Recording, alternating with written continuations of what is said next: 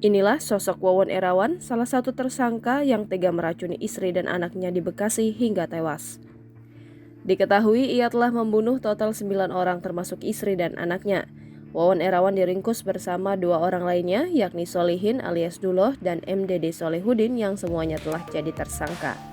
Terungkapnya kasus pembunuhan berantai itu bermula dari satu keluarga di Bantar Gebang, Bekasi yang tewas karena diracun. Dari situ terungkap bahwa tersangka diduga pernah melakukan pembunuhan berantai terhadap 6 korban lainnya di wilayah Cianjur dan Garut, Jawa Barat. Kapolda Metro Jaya Irjen Fadil Imron menjelaskan bahwa pelaku beraksi dengan modus memiliki kemampuan supranatural yang dapat memberikan kekayaan kepada para korban.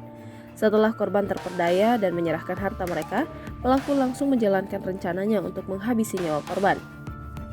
Setelah ditelusuri, kata Fadil, penyidik menemukan 4 korban lain yang dibunuh pelaku di wilayah Cianjur, Jawa Barat. Jasad korban ditemukan terkubur di 3 lubang berbeda yang telah ditutup menggunakan semen. Letak 3 lubang itu tak jauh dari kediaman para pelaku.